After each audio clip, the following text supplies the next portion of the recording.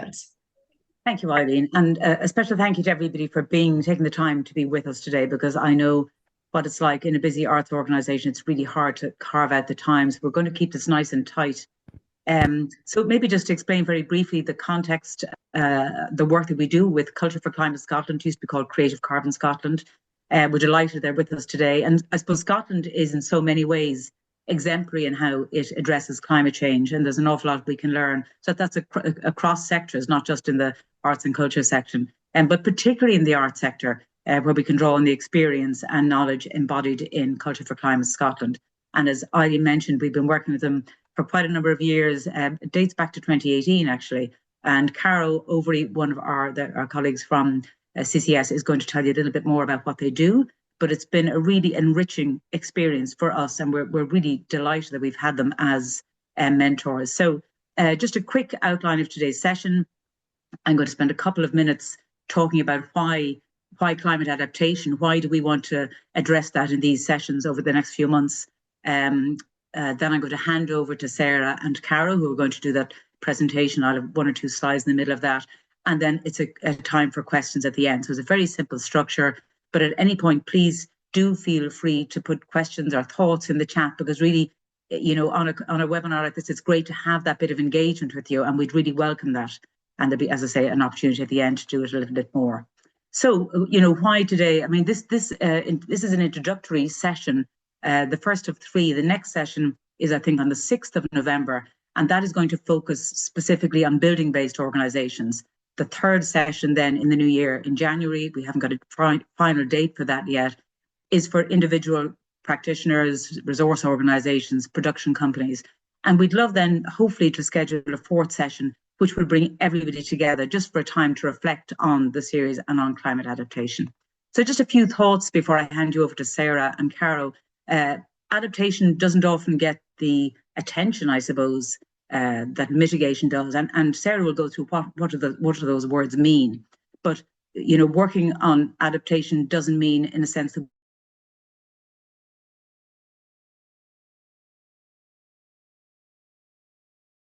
that are going into the atmosphere. How can we reduce that? And that's the whole thrust of mitigation.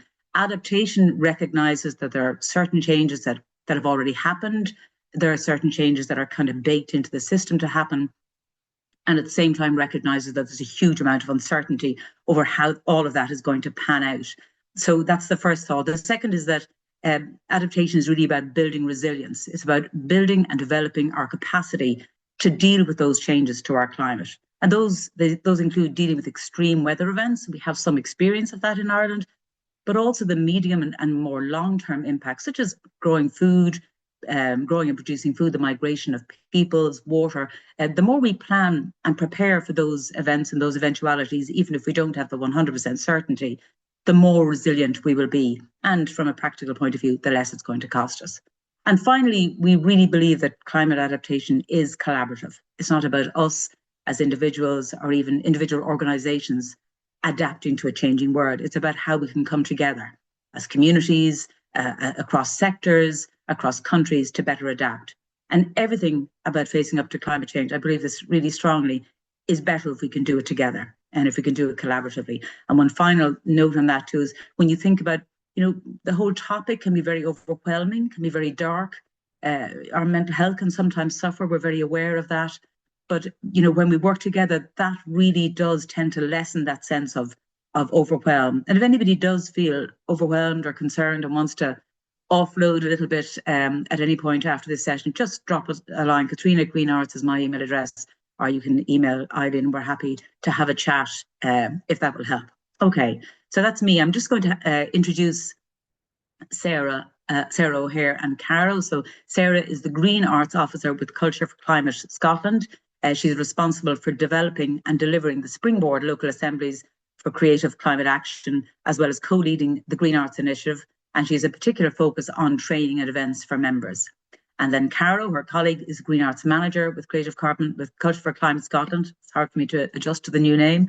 And she leads the Green Arts team, which is responsible for CCS's Arts into Climate programme of work, supporting cultural organisations, artists and makers with practical ways to address the climate crisis. And she's responsible for the team's strategic approach as well as delivering training workshops and presentations in Scotland and beyond. So that's it from me, apart from 1 or 2 slides in the presentation. And it's over to you, Sarah and Carol. Thanks a million. Thanks so much, Katrina.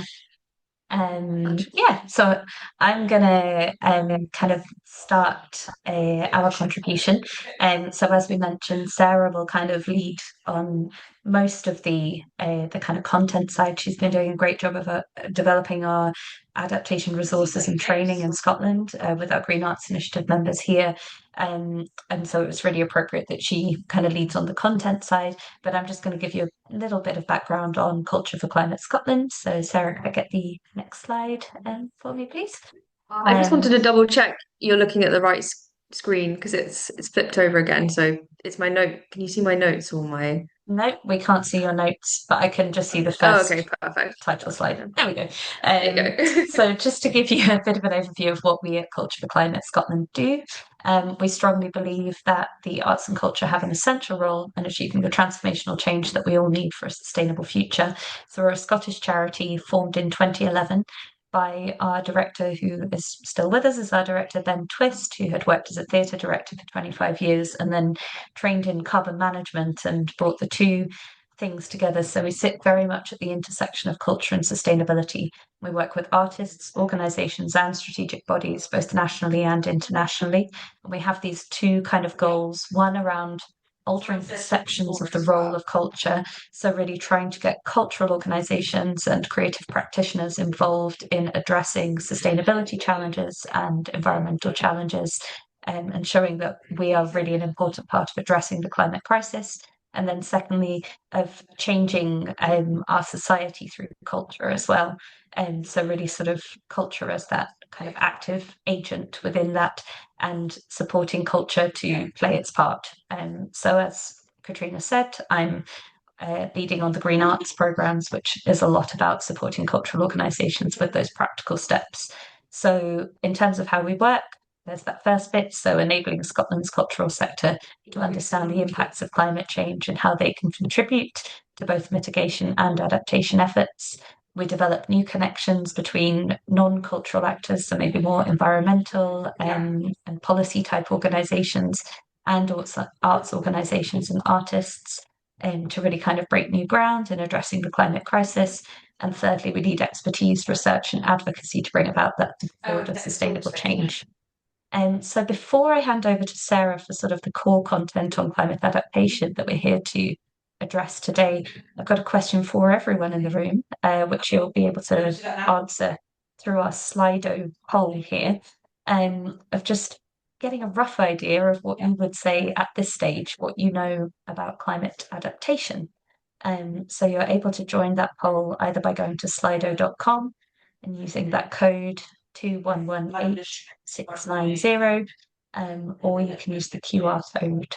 And as people start participating, yes, we should start seeing things appear just on the screen. So someone who feels they know a fair amount, that's great. Not enough, that's we're all always learning. So that's good.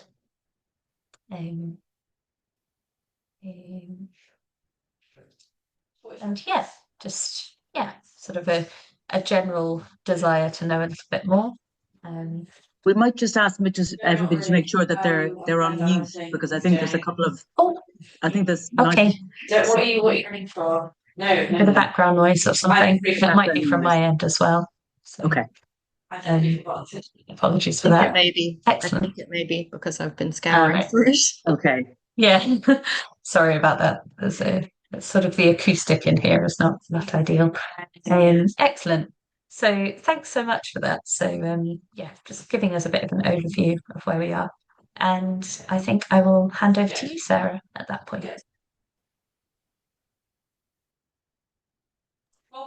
You're on mute, Sarah.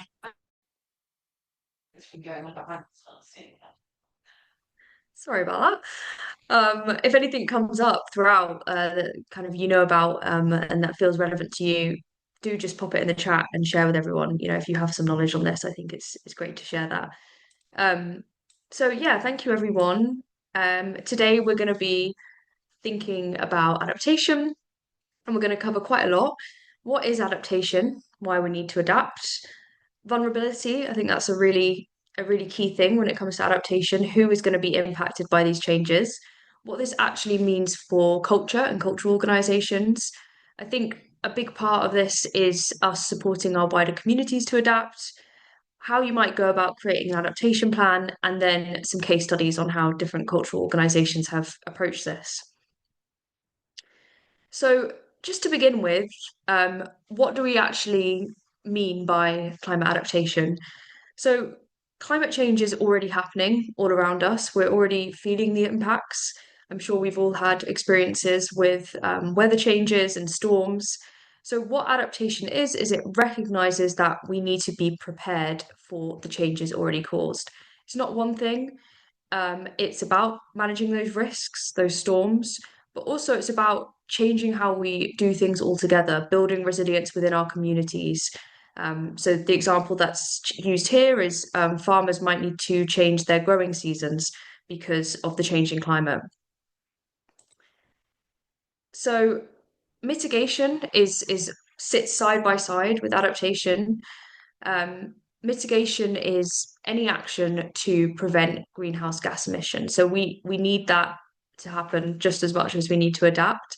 They go side by side, and actually sometimes they cross over. So I think this diagram is particularly good at showing that. This is from a organization or a collaborative organization that's lots of partners within the Highlands of Scotland, and they developed this diagram. So we can see on the right there um, uh, actions that reduce our emissions. So this is things like sustainable transport, renewable energy, active travel. That is about reducing our emissions into the atmosphere. And on the left, we can see actions around adaptation, so adaptation measures. This is really about managing floods, thinking about continuity of our business, wildfire resilience. And in the middle, we can see ones that really cross over. And often these are the ones that are quite transformational. So thinking about local food systems. Well, if we have a local food system, we know that that will reduce emissions overall, but also it builds resilience within our communities. It means that we don't rely on supply chains to access food. Similar to circular economy, it sits between the two. So I think they go side by side and they're both equally as important as each other. This is the definition of adaptation according to Adaptation Scotland. I think it's quite good because it kind of covers everything.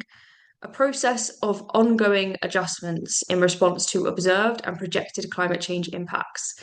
This includes being prepared for increased risks posed by climate change hazards and identifying new opportunities our changing climate may bring, while considering how impacts may be felt differently across society. And we'll talk a little bit more about that in a second. So before we go further, I'm just going to do a little quiz to see which one's mitigation, which one's adaptation, because often that can be a tricky thing to understand. So to begin with, what is basically you join the quiz, slido.com 218 and then I can get it started. But if everyone joins that.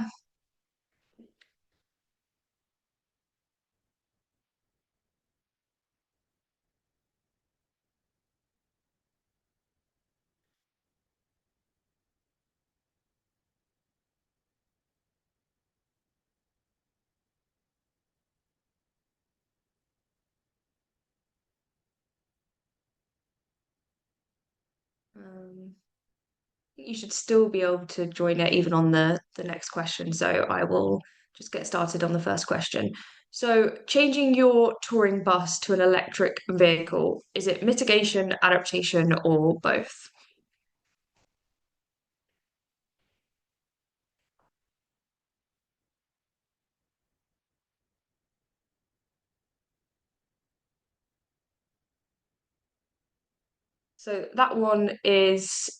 That's mitigation, because it's specifically about reducing emissions, because you're moving from a fossil fuel based car to electric vehicle. So that's about reducing emissions and its mitigation. So the next question is distributing sandbags to community centres for floods.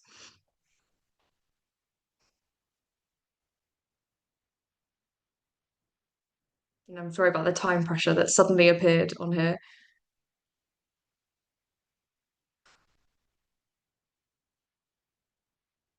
Okay, so that one's yes, that one's an adaptation measure. So that one is about risk management around floods, and so that would be an adaptation action. Okay, putting contingency measures in place that specifically highlight the risk of storm to productions. Is that mitigation, adaptation, or both?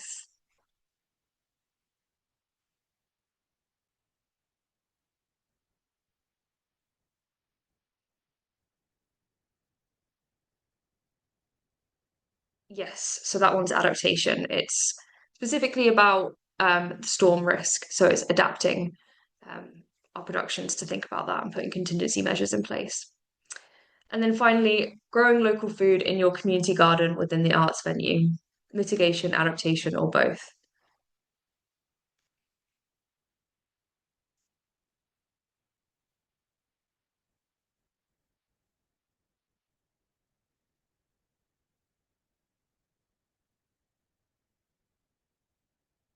So that one's both. So it's mitigation, adaptation, it's both of them together because it's again, if food's local, then it's probably not going to have as high emissions. So that's a mitigation action. But equally, it's about building resilience within the community. You don't rely on supply chains, and so that's an adaptation measure as well. And it also adds to community resilience, strengthening communities, which is also an adaptation measure. So why do we need to adapt? Well, as these graphs show, global temperatures are increasing. Um, it's increased by 1.4 degrees since 1900. This change could be up to 4.4 degrees by 2100. Sea levels have risen by 20 centimeters since 1900, and they are due to rise by another 50 centimeters by 2100. These are scary statistics, and we appreciate that. Um, but the planet is changing around us, and we need to learn how to adapt to that. I think it's also important to highlight climate justice here. We know that these changes are not going to affect people equally, and we need to consider social justice when we think through adaptation as well. In Ireland specifically, you can expect more intense rainfall, more intense storms and wind, water shortages in the summer, rising sea levels if you're coastal, increase in the average temperatures, changes in the distribution of phenology, so that's the timing and life cycle of plant and animal species. So that's going to affect things like food resilience. And these are all from the government website. And Katrina's going to do a little bit of policy context now. Yes, just to talk about, I suppose, where we are in, sorry, trying to turn my video, yeah, where in terms of what the policy context is in Ireland for climate adaptation. So a lot of it stems from this a document that was created in 2018, the National Adaptation Framework, and that has since been updated. But some of you may remember, anybody who's maybe involved in local community groups and so on might have been involved in contributing to the climate adaptation strategies that were created by local authorities. So that was one outcome of that 2018 National Adaptation Framework. And one of the outcomes of the new framework from last year is that 13 priority sectors have to create their own adaptation strategies, and that's across mostly within government departments. So that's things like across agriculture, biodiversity, built heritage, transport, health, water, and so on. But interestingly, then the Climate Change Advisory Council, which is the body that kind of is like a check against the state's success when it comes to the actions it is committed to, is it actually matching those commitments with actions? So the Advisory Council prints a report every year, which allows us to see how well, a kind of scorecard to see how well they're doing. And it's emphasised in its most recent one, the urgent need for climate adaptation and increased resilience in Ireland. So we've a lot to do. Local authorities have done quite a lot, but outside of that, there's not a lot of joined up thinking, I would say, in comparison with places like Scotland. I think back to you now, So Sarah. thank you. Thanks, Katrina. So yeah, there's a bit of policy context, but I'm curious to know, um, has your organizational practice already been impacted by a changing climate? Because often it has. Um, so yeah, join slido.com and we'll see if anyone has experienced any disruptions and things.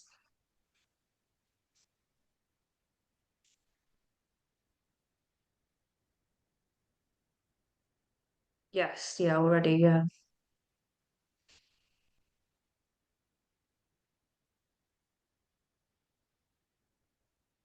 Events cancelled, yeah. Cancelled due to weather. Yeah. Storms, yeah. Yeah, so we're already feeling the impacts.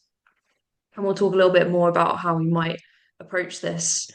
Some themes coming out there. So the other thing I wanted to just touch on, before we go into kind of how to deal with this, is thinking about vulnerability. And vulnerability is a combination of exposure and sensitivity. So exposure is really about who is it about being exposed to the impact. So for example, the physical impact. So for example, if you're living on an island, you are exposed to sea level rise and extreme weather. And sensitivity is about who feels those impacts further due to limited access to resources. So people living in poverty won't be able to afford insurance. They won't be able to find somewhere else to live if property is damaged in extreme weather. So I think this is really important to keep in mind, especially when we're thinking about climate justice. Um, is your organisation more exposed? Is it coastal? This is Tag Kearsarge, in the Scottish in Skye or in the Outer Hebrides in Scotland. And this is a an art piece that they did, and you can see that light there. That's actually where the sea level is going to rise. I can't remember exactly what year it's intended to rise to that, but it's actually above the building, and I think it's a really good art piece that shows their exposure. Um, so yeah, is your organization more exposed or more sensitive to the changing climate? But also, do you work with communities, groups? Do you work with audiences that are more exposed or more sensitive to the changing climate? Something that's talked about quite a lot is a triple injustice around climate change. So often it's those least responsible and the most impacted, and they often lack the resources to adapt to the impacts of climate change. And then if adaptation measures then exclude them, that's another injustice as well. So a big part of adaptation, I think, or good adaptation, is ensuring that you're working with supporting those impacted groups when we think about adaptation. The other thing about adaptation is that it's a very local and place-based issue. Adaptation looks different in every local authority, and it might need to be different depending on specific risks. So if you're near the coast, you'll be impacted particularly by rising sea levels, coastal erosions. But if you're in an urban area, it's likely to be things like the rising temperatures. So a place-based approach is really vital, when it comes to adaptation. And also the best way to kind of approach it is in collaboration in those local places. So ensuring that you've got third sector organisations, climate organisations, cultural organisations within your scope of influence. So I'm just going to some island specific ones. Yeah, we just thought we'd give three examples, and these are actually all creative climate action projects. So they're linked with the cultural sector as well. And the first one is a project that didn't start off as a cultural project. It's called the Maharees Conservation Association. Many of you will have heard of them. They've done fantastic work protecting a tombola, whether it's a tombola or a tombola, which is a kind of piece of land, mostly made of sand, which projects out into the sea. And pictured as Aidan O'Connor, one of the people really involved in that association. And they also ran a creative climate action project last year, and this year's coming to an end now, called Neart na Macquarie, also run with a wonderful woman called Martha Farrell. So they've done fantastic work, very place-based, because they have very particular vulnerabilities and stresses on the Maharees. The second one is just looking at how farmers, that's a project I was involved in, Kirkageen and Vunaha, but focusing on how farmers will diversify, which is in a sense how they will adapt, how will they continue to have a living in rural Ireland as farmers, but adapt to the changing climate. And the final one is YAL Pathways, Community Climate Resilience Project, another creative climate action project working in YAL in Cork, and a fantastic approach to coastal resilience and dealing with the impact of flooding and higher sea levels. So those are three very interesting and place-based approaches. I think there's one more slide for me and then I'm done. Yeah, just Sarah said just to look at what our resources are available in Ireland, and there isn't a huge amount, unfortunately. The best resource I know of is the Scottish one, and that is Adaptation Scotland, which I would really commend to you all. If you haven't looked at it before, do. What we do have is, as I mentioned, those climate adaptation strategies developed by local authorities, very long and detailed and maybe not very useful to individuals or small businesses or the layperson. So there are limited resources, but there is the Climate Ireland website produced by the EPA, which wasn't a great website to start off with, in fairness, but has improved over the last year or so. And there are some resources there. And then the CAROs, the Climate Action Regional Offices, also have some resources there. But we just don't have that really go-to resource as yet for those of us who are interested in doing more on climate adaptation. Over to you again, Sarah. Yeah, so just to build on that idea of collaboration in place, this was a project that we were part of called Clyde Rebuilt, and this took place in Glasgow, which is a city that can expect wetter, wilder weather, damage to housing. There's a flood risk around the Clyde, and I think this project was particularly innovative when it came to adaptation because it really took that cross-sectoral approach. So it was climate organisations, it was cultural organisations, third sector, local government, and there was this understanding that this collaborative approach can lead to more resilience. It looked at a whole system approach. So looking at the causes of climate risk and vulnerability and looking at cultural, economic, ecological, social changes that needed to be able to really deliver the long-term change. So we had multiple cultural organizations that were involved with this. They ran events where they did visual arts and collage techniques. They also did an event with Glasgow Women's Library, which looked specifically at focusing on underrepresented voices in climate change discussions. So it was really thinking about what all the different sectors can bring to adaptation, because ultimately that makes our areas and places more resilient. What does this actually mean for cultural organisations? So, as some of you have shared already, we are already feeling some of these impacts. So, I've spoken previously, and what we think about, we often think about the physical changes, so rainfall, rising seas, but it's the secondary impacts, the implication of these that often have felt more significantly, especially amongst culture. So we can expect social and economic and political shifts and policy changes as a result of climate change. And this is going to affect all areas of the cultural sector, from how audiences access and experience cultural events to how funders and insurers work with cultural organisations, and also about workers' safety as well, how staff undertake their job in a safe working environment. So here's some of the ways. It's supply chain vulnerabilities, damage to buildings, event disruption, audiences reluctant to come to our events, local transport, tour disruptions.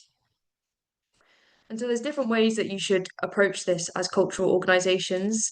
I think the key thing is understanding how your locality will be impacted by the changing climate. So really thinking about your place.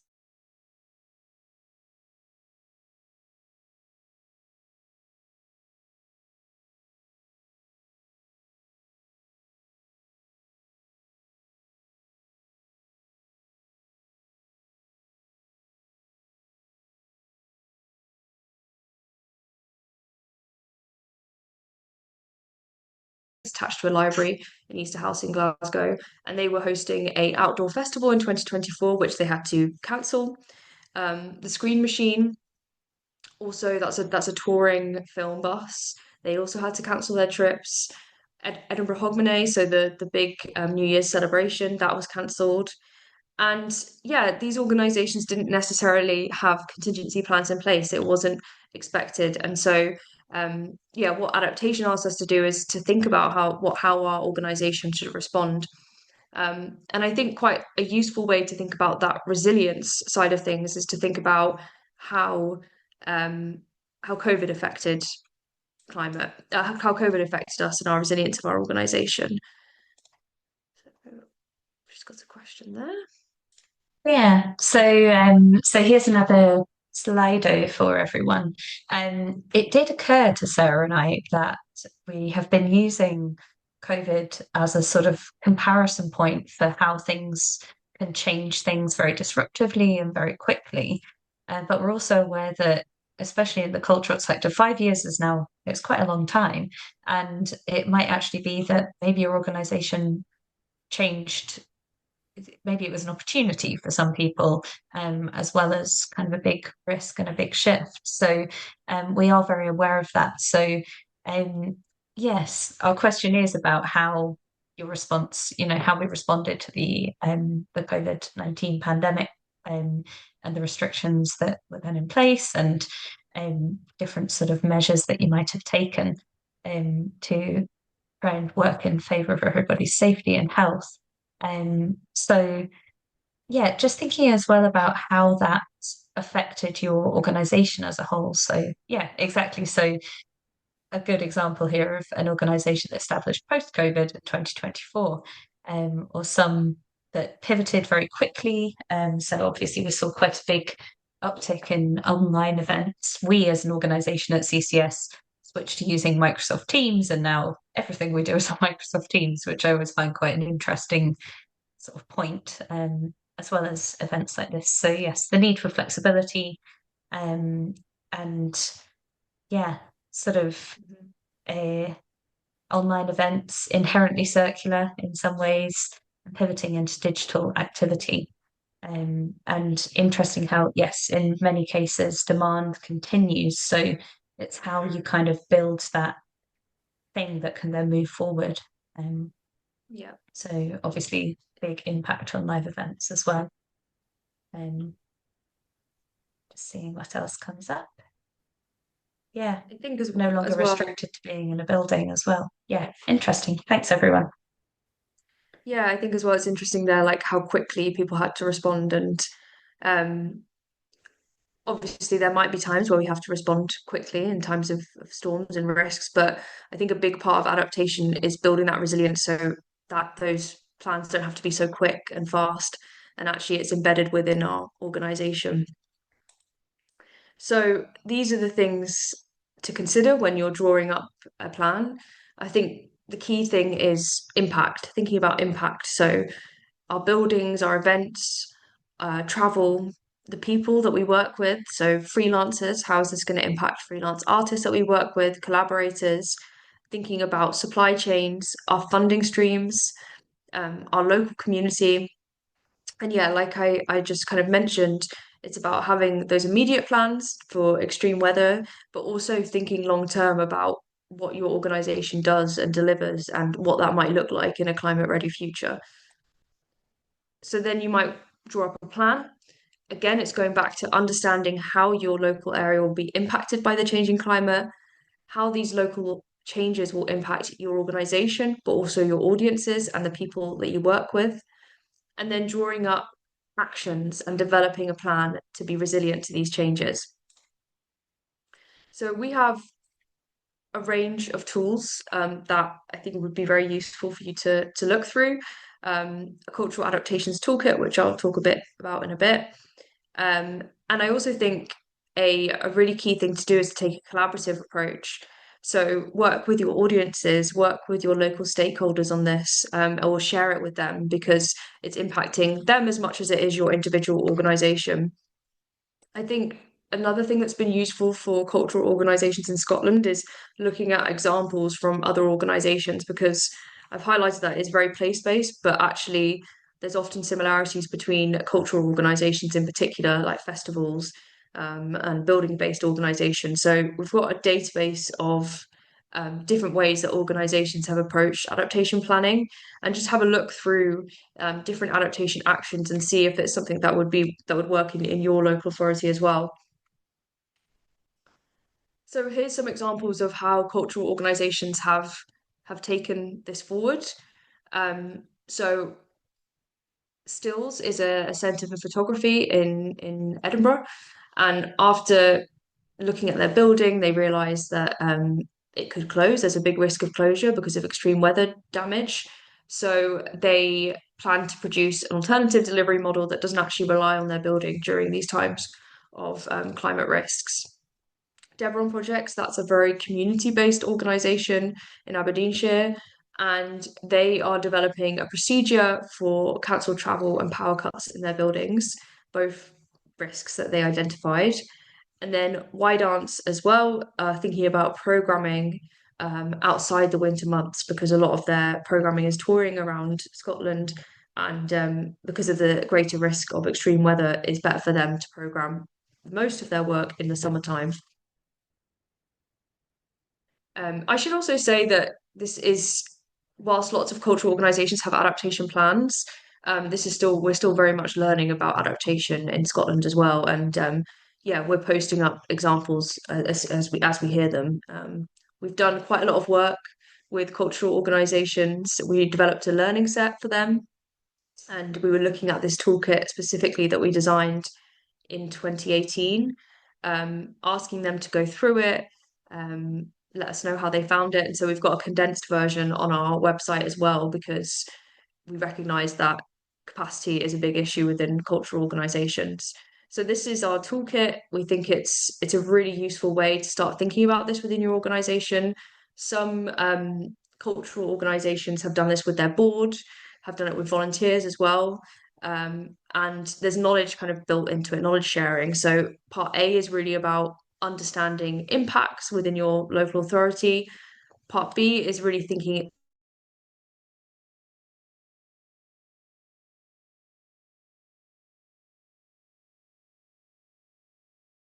audiences, putting in risk management plans.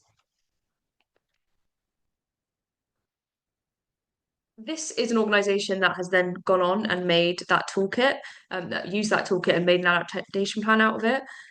They've embedded it within their sustainability plan. So again, this is what it kind of looks like in practicalities terms, identifying local risks first. So in Aberdeen, it's prolonged rainfall, the effect that has on their building, strong and prevailing wind contributing to building damage, sustained periods of extreme heat, sustained periods of extreme cold. So once you've kind of identified that, and they worked with their local authority on this, they are part of Climate Ready Aberdeenshire. So that's one of those partnership programs. So they found out what their risks are based on what's already going on in their local authority, and then they list specific actions to undertake. So this is identifying key areas within the building susceptible to flooding, enhanced monitoring around that, increased service schedules for routine maintenance on key areas identified. So this is a building-based organisation, so a lot of theirs is specific around buildings. This is Imaginate. They were a different cultural organisation. I'm just going to stop sharing my screen for a second whilst I get that up.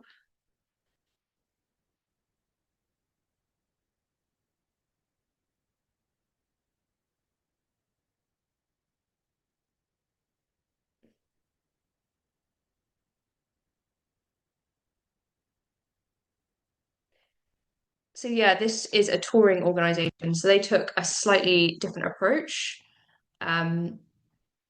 They again outlined scientific evidence. This is something that they've shared quite widely amongst their freelancers that they work with as well. So it has the trends for Scotland, and theirs is a lot more Scotland wide because they're a touring organisation. And a lot of theirs is also to do specifically with programming. So they talk a lot about digital, maybe having to go to do a digital program because of extreme weather conditions, thinking about how they make sure they continue to reach children living in remote rural places, as that brings up new challenges. And yeah, this one is specifically an adaptation plan as opposed to the one previously where it was embedded within sustainability planning more broadly, but both work really well. Again, these are all in the database on our website, so we can share that around afterwards.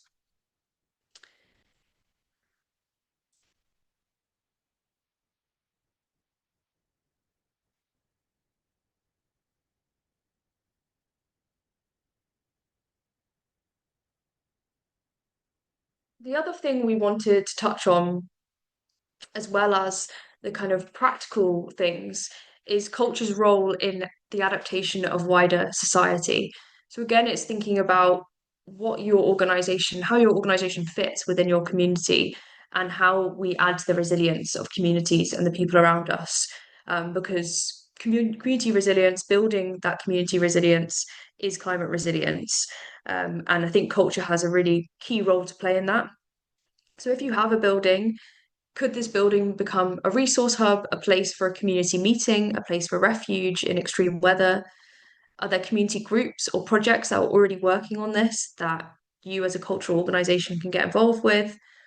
And what is those local adaptation plans and how does that connect with your plans? So just a question for the chat. Are you aware of any adaptation plans within your local authority?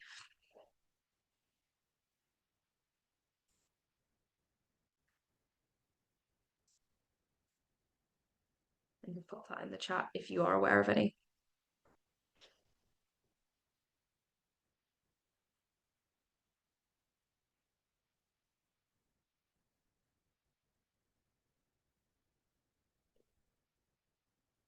No. No, okay. So lots of people saying no. So yeah, okay, Kerry County Council has. Okay. So I think it would be a great next step to, if that you do have a contact at the local authority, just to get in touch and ask if this is something that they're already thinking about. Because yeah, it might not be clearly communicated to communities, and that's a really the key thing. Um, So I think cultural organizations in particular, they're often trusted messengers. They often provide new routes to democracy, participation. And so, yeah, we have, I think, a unique role in embracing our audiences and communities for this challenge. And I think they can really be a part of what's called co-benefits to adaptation. And I think co-benefits are quite understood as the other benefits that come with adaptation. And really that's about building a better world. Sometimes it's framed as opportunities, but I think it's really about coming together to build a better world. Because once we build that adaptation measures, once we build resilience within our communities, there's other outcomes like improved health, better connected cities, more green spaces. This is also the same with mitigation, better homes, and if adaptation is done well, it reduces inequality as well. This is often what we mean by transformational adaptation. So all these things obviously benefit our cultural organisations as well, and they often intersect with our wider goals around audiences and community engagement. So I think with adaptation, there's a bigger question of how can culture be a part of building this better world. There's some people that have approached this within their programming. So this is Refuge in Australia. Australia is far away, but they also are dealing with storms and fire. And so they look specifically at the role of arts in preparing for and recovering from climate-related disasters. So this brought together artists, Indigenous elders, experts, emergency services, community organisations to basically work with the community to imagine how they would prepare. And this was all led by artists as well. And I've got a short.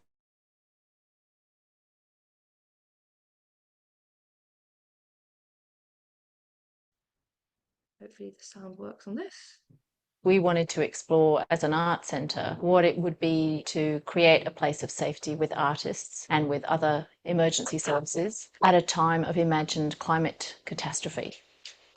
And did they have a contact number, perhaps? What artists are able to do is through this heightened imagination, they actually open up a different kind of dialogue with a community and with each other. You know, it was so exciting when the Red Cross were running their workshops in the space that that I'd imagined all you have to do is look at the people around here right now and hear the noise they're making. I think it's fantastic. It engages them on a completely different experiential level.